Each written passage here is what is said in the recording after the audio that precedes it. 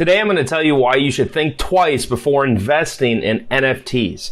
So if you don't know what an NFT is, it's a non-fungible token. Basically, it's like taking something like a Pokemon card or a collectible or something, and it's the digital version of creating scarcity with that product.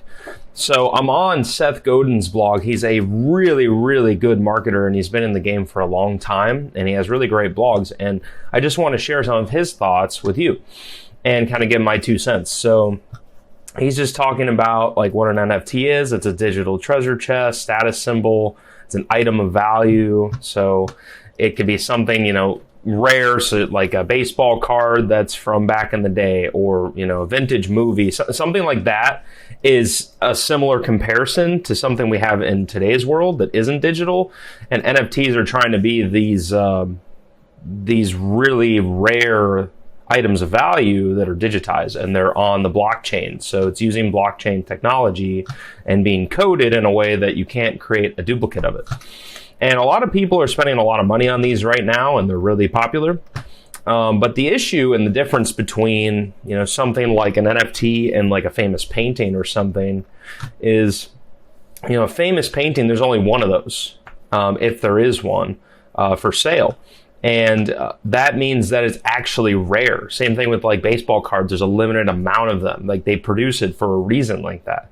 But with digital, you can just create more and more and more. And according to Seth, he thinks that NFTs are going to be just like, YouTube videos and Kindle books. They're just going to be never ending. And a lot of people are going to buy into them, and most people aren't going to get them noticed because there really is no scarcity. There's not really true value there when it comes to being rare, because there's just so much opportunity. Whereas to create something really rare, like one baseball card or a vintage movie that nobody else has, like that's different. That's actually rare.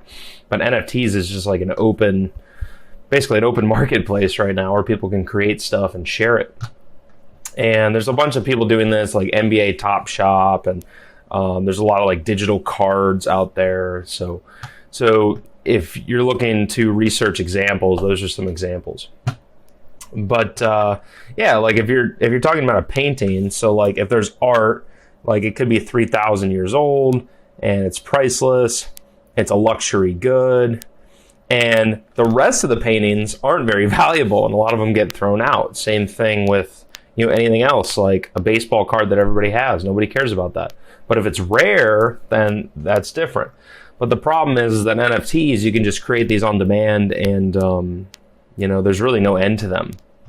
And so, it's going to take a long time for, you to profit potentially, or to create an NFT that's worthwhile, because it's just going to be so saturated and it's never ending. It doesn't have the same value. So, Seth is saying, we're going to pay for NFTs for a long time.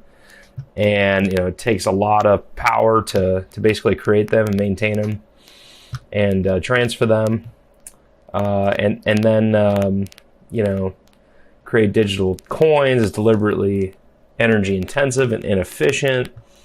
So it's going to, get more valuable. And at the same time, it's going to take more power. And then he also says it's kind of like a trap, basically. Like it's something that's going to be good in the short term, but at the same time, you're going to create a lot of things that don't get sold because there's just going to be so much of it, and there are not going to be too many differences between a lot of these NFTs going forward. So that's why I think you should really do your own research. This is just one blog, and I'll be sharing more articles and different thoughts about it. But just know that NFTs are like a really attractive thing right now, and a lot of people are talking about it. But it doesn't necessarily mean that everybody's going to make money off of them and that everybody's going to succeed with them. Everybody is going to have a different experience. So just keep that in mind and be on the lookout for updates and watch the saturation of the market. And if you have questions, put them in a comment below and I can research and try to help you out with that. And if you're looking for the fastest way to make money online and create a brand and business you love that gives you freedom, click the link in the comment below or the description and grab a free book my friend made that teaches you how. Thanks so much.